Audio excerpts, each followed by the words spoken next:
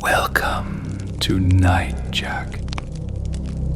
Tonight, I'll share with you a terrifying true story. So dim the lights, slip on your headphones, and prepare yourself, because after this, you might never sleep the same again. The shadow in my room. To be honest, I don't like talking about other people's nights. At night, everyone is equally alone, even when someone's breathing beside you. But my night began long before midnight, in the afternoon, among cardboard boxes, the crackle of tape, and the smell of cheap detergent in a rented apartment I'd moved into. Not because I wanted to, but because I had no choice. My name is Maxim. I'm 41. Last summer, my short-term contract at work ended. The kind of job you keep only because of coffee and stubbornness, not connections. I found a new position, but with a lower salary, and one condition: move closer to the office immediately. I had just enough savings left for 2 months of modest living. The room I'd been renting was taken over by a family, and the landlord politely hinted they'd be giving it to a relative. And then there was one more thing. I'd broken up with my girlfriend. Not a fight, just that long, exhausting silence when both of you know one of you has to get up and close the door. I was the one who left.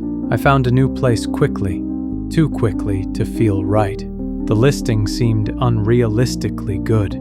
Small, bright, one-room apartment, 3rd floor of an old building. Quiet, inexpensive. The landlady's voice over the phone was soft, slightly breathless. She kept repeating, "It's good you don't have a dog," as if that somehow mattered more than anything else. The building stood on a long tram street that drivers liked for its straight line. Trams slid past smoothly without ringing the bell, exhaling long metallic sighs. The facade was peeling, not neglected, but tired. On the front door was an old intercom panel with the number 3 almost worn off. The stairs were stone, the steps weathered deep like palms pressed into concrete, and the railings had that greenish shade that somehow managed to smell cold, even through paint. A neighbor handed me the keys, a short man with round glasses and a habit of whispering, even during the day. He said the landlady was sick, apologized, and added, "It smells a bit like cleaning liquid inside. We all do that here when someone moves out." I didn't ask why people so often moved out. I just went upstairs. The door opened reluctantly, as if it was filled with sand. The moment I stepped inside, I was hit by a familiar smell, that cheap lemon and something chemical cleaner, mixed with the steady chill of old wood. The apartment was a single rectangular room, with a window facing the tram line. The bed stood sideways to the window, its headboard pressed against the wall. Across from it, a tall, dark wooden wardrobe with frosted doors. Between them, a narrow passage, just enough to walk through, carrying a box. The floor was parquet, polished dull in places, scratched with thin half-moon marks left by furniture long gone. To the left, a tiny kitchen, tile floor, a sink, 2 hanging cupboards. To the right, a bathroom door that never closed properly. The latch refused to catch and always sprang back. On the wall near the window hung a thin curtain rod with pale curtains. Outside stood a street lamp, barely 3 wooden paces away. The moment I saw it, I thought, that thing's going to shine right into my eyes at night. I switched on the light, a yellow bulb inside an old ceiling lamp made of 3 frosted cups. The room softened immediately. Scratches on the floor turned into stories, not flaws. I stacked the boxes against the wall, unpacked the bare essentials, threw a clean sheet on the bed, just to mark some kind of territory. It was quiet. except somewhere inside the wardrobe, something hummed faintly, like a computer in sleep mode. Not even a sound, more like the suggestion of one, something you only notice when you try not to. That evening passed uneventfully. I sorted my clothes, checked the outlets, made a list on my phone: night lamp, power strip, window seals. I brewed tea in the same mug that's followed me from one apartment to another, the last little token of normal life. I opened and closed the window a few times. The hinges groaned like old joints. When the street light flickered on outside, I noticed how its glow formed a rectangle of light on the floor, cutting a narrow strip right between the bed and the wardrobe. The very spot I'd have to walk past every night. The spot I'd have to look at. I tried to think about work, how now I'd live closer, wouldn't need to sprint for the morning train. Maybe I could finally pull myself together. I opened my laptop, reread an email from HR, the first week's schedule, texted my ex, short, neutral, moved in, holding up, saw in her chat history an unsent draft, and you? I closed it. To fall asleep in a new place, you need a ritual. I know mine. A hot shower, warm socks, half a glass of water by the nightstand, lamp dimmed to the lowest setting, just enough to keep the brain from spitting out monsters in the dark. But this wasn't my home, and the ritual failed me. The shower alternated between boiling and icy. The lamp flickered twice, the filament whining inside the socket. And the socks, well, they vanished into some moving box, living their new life there. Still, I went to bed. The phone read 0:37. The trams had gone silent. At night they passed less often, leaving behind long pauses, filled not with noise, but the expectation of it. The curtains swayed slightly. A thin draft slipped from the window, like someone in the stairwell kept forgetting to close the door. The street lamp's glow was constant, yellow, indifferent. It painted the floor with shapes, scenes, and one of them, the narrow strip between the bed and the wardrobe, was the clearest of all. Falling asleep in a new place feels like crossing a bridge with no railings. You move as if everything's fine, but you're stepping not on ground, on air. I forced myself, breathe evenly, count the exhales, remind myself that tomorrow's the first day, that I need to look normal. 5, 6, 7. When you're alone in a strange apartment, imagination behaves like a dog that hasn't seen you in years. It brings you old toys, memories that still have teeth. The conversation with the landlady, why so cheap? Why so ready to move in right away? Why did the neighbor hand me the keys, not her? The agency's sign downstairs, faded. Had nobody rented this place for a while? Or too many had. You close your eyes, and they open again. Eventually, I drifted off. Sometimes, morning and night meet so closely there's only a thin seam between them. That fleeting moment when you're not fully asleep, but not quite awake either. And in that moment, something calls, not with a voice, like someone just sat down at the edge of your bed, lightly enough that the mattress sighed. You're not sure. Maybe you imagined it, but your body already knows you're not alone. I woke up as if someone had thrown cold water in my face, not from a sound, from presence. It's hard to describe. No noise, no air movement, just the solid, icy certainty that another volume now exists where there shouldn't be one.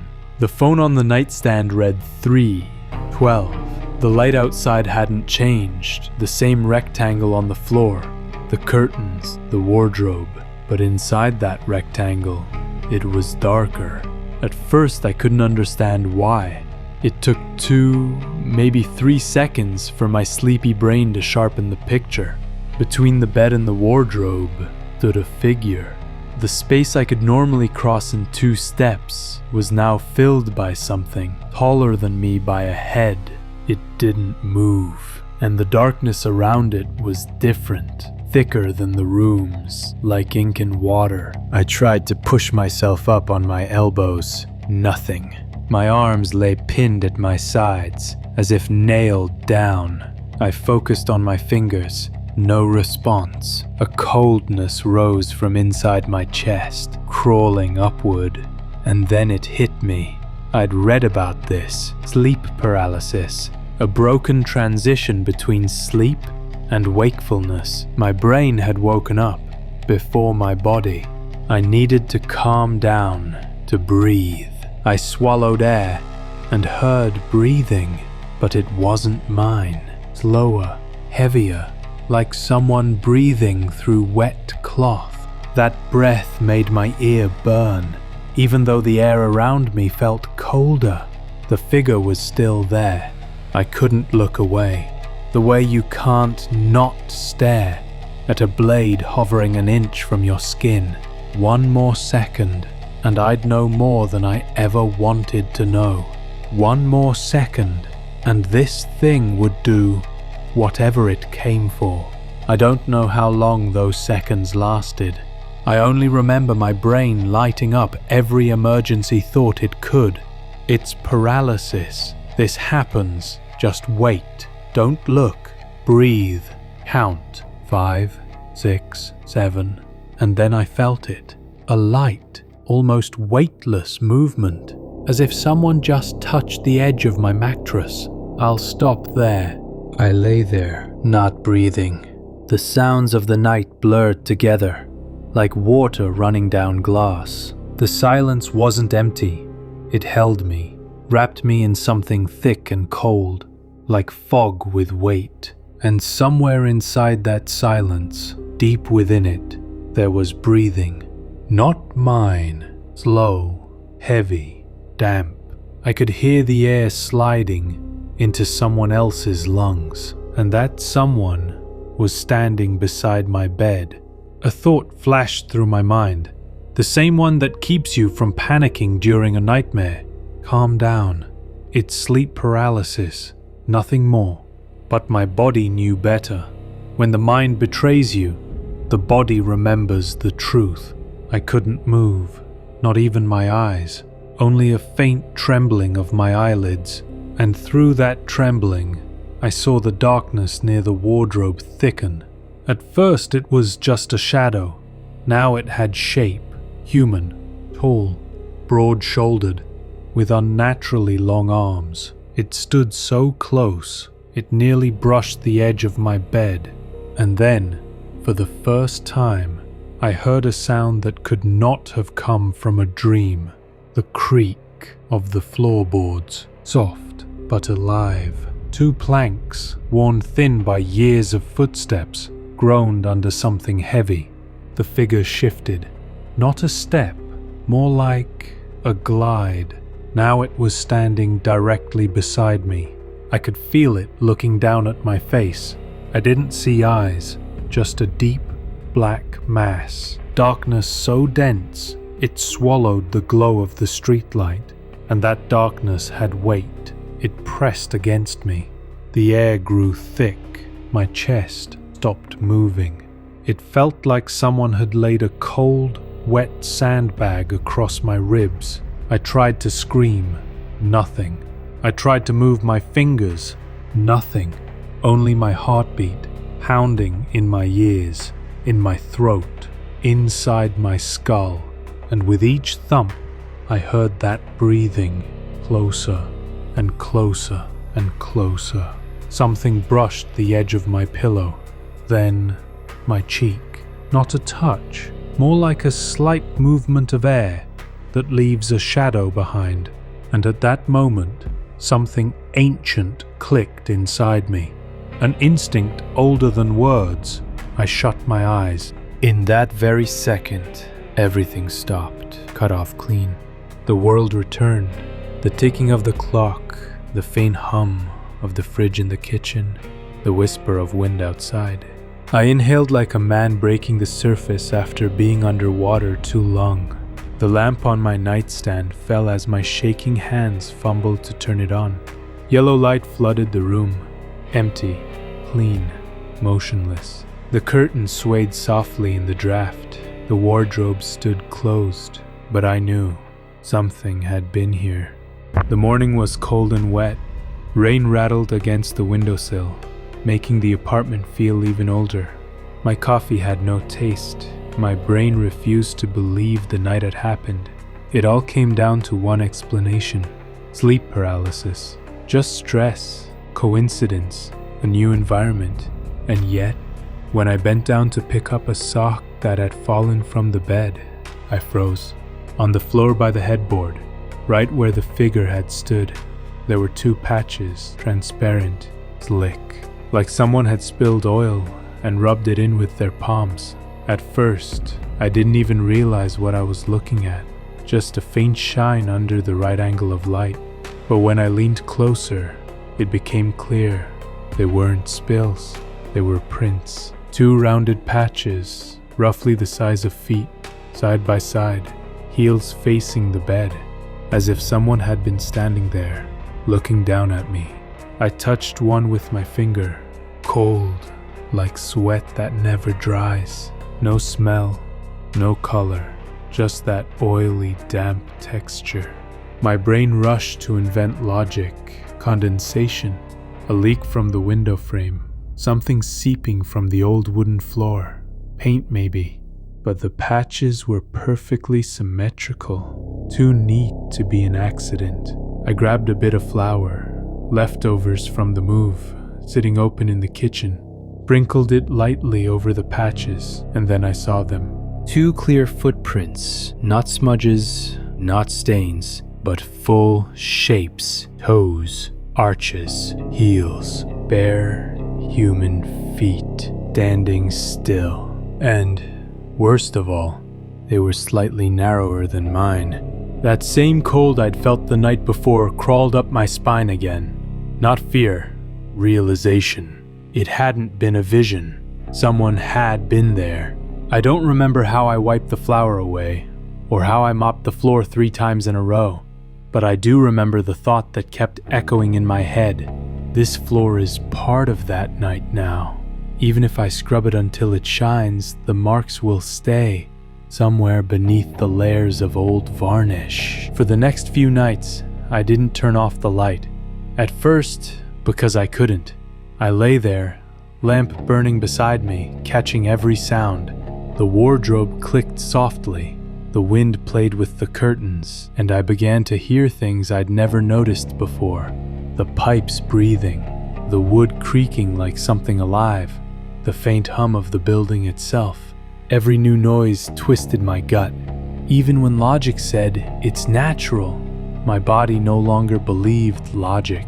Days passed. I went to work, drank coffee, smiled at my coworkers. Everyone saw a normal guy. But every evening, as bedtime approached, something inside me tightened. I started inventing excuses not to sleep at home, stayed late at the office, stopped by a bar for just 1 beer, invited myself to a friend's movie night and crashed on their couch. At my friends' places I slept fine. No lamp, no fear. But at home, as soon as I lay down and turned off the light, a faint humming would start in my ears. Not noise, the expectation of noise, and I'd turn the lamp back on again. 2 weeks passed like that. Eventually I started joking about it. When friends asked, "You still sleeping with the light on?" I'd grin and say, "Yeah, light keeps the demons away." They'd laugh. I'd laugh too. Because laughter is the only kind of magic we allow ourselves after 20. Slowly, the fear began to fade. Habit, the best anesthetic. Light became part of my routine, like toothpaste or a spoon.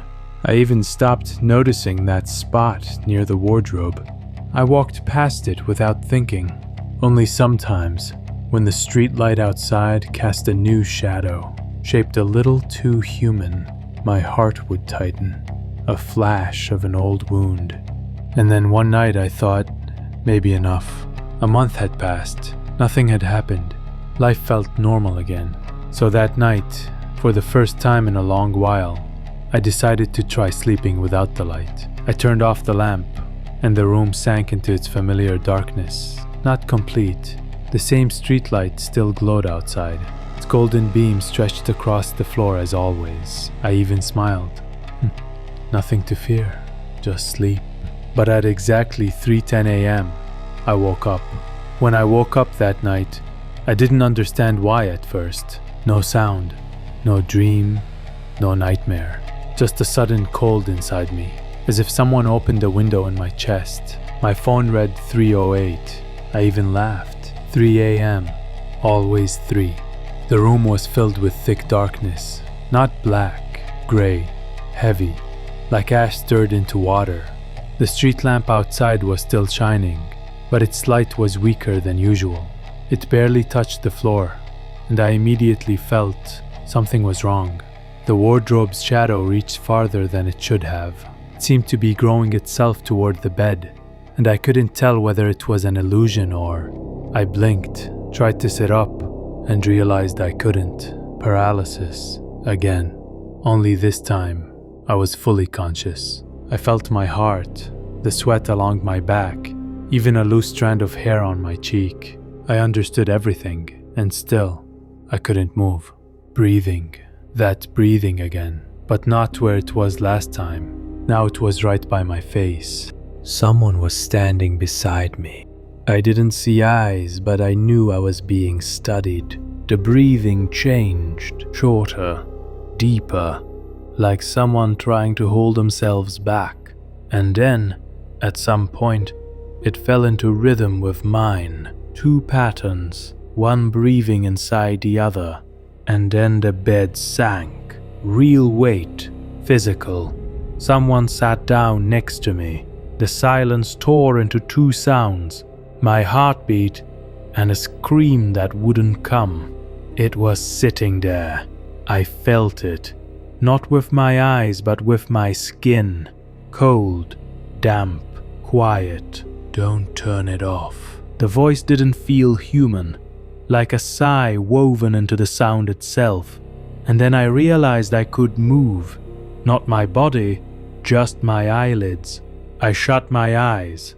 A moment, and silence. Complete. Dead. Only my heart pounded so hard I could hear it in my teeth. When I opened my eyes, the room was empty. The street lamp looked normal again. The paralysis lifted, and I lurched out of bed, switching on the lamp. Light crashed across the floor, and I saw it. Marks. But not like last time. Not 2 patches.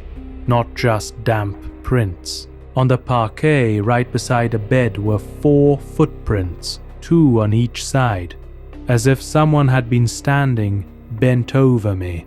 The prints leaned forward, and between them ran a stretched, oily smear, like the trace left by knees. And on the nightstand itself where the lamp stood, there was a blind palm print. I dropped my glass of water. It shattered, but I didn't hear it.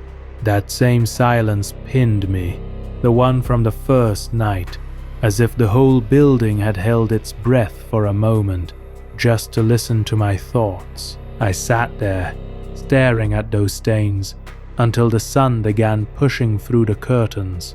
With the first light, they started to fade, not evaporate, sink into the floor, as if they'd never been there. I understood. I wouldn't sleep here again. That same day I took time off and booked an appointment with a psychologist. He was young, the kind who knew how to look you straight in the eyes while he spoke. He listened carefully, asked whether I'd had stress, depression, childhood trauma. I told the truth. He took notes, and then he said what I'd already been telling myself. This sleep paralysis, the sense of presence, is due to a mismatch between the cortex and the body. Perfectly normal. Perfectly normal. I smiled. Then he asked, "And those marks?" I answered honestly. They were there. He nodded, smiled, and wrote something in the margin. His pen scraped, and that sound was the same as at night, the floor groaning under something heavy. I pulled myself together and went home. For the next few weeks, my life was a loop. Work, home, light, sleep. I never turned the lamp off. Never. Even when I went to the kitchen, I left it on. Sometimes it seemed the lamp hummed louder, and in the pauses between that hum, something was breathing. After 2 months, the fear settled into the background like static. I wasn't afraid anymore. I simply lived with it. The psychologist called it adaptation. I called it a truce. 2 years passed. The light still burns. Sometimes guests laugh, ask why I sleep like a preschooler. I answer, it's just more comfortable.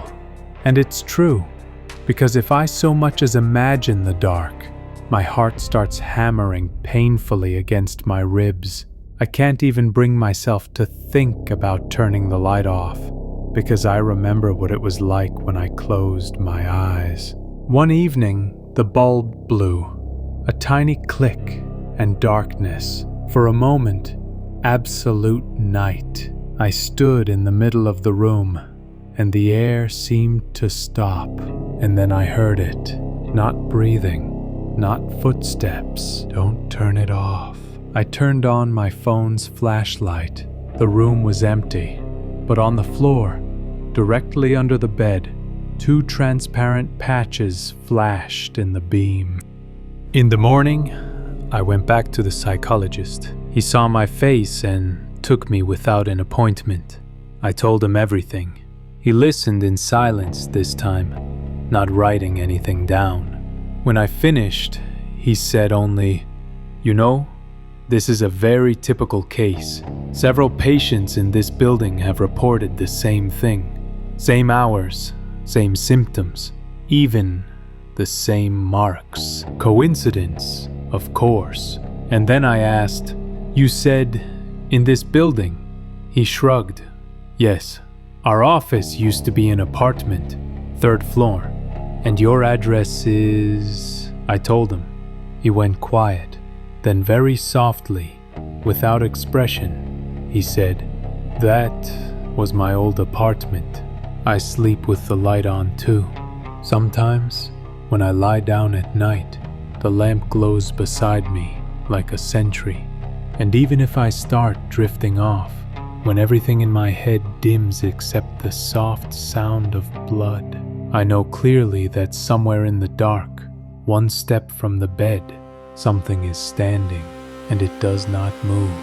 It does not breathe. It simply waits for me to turn the light off."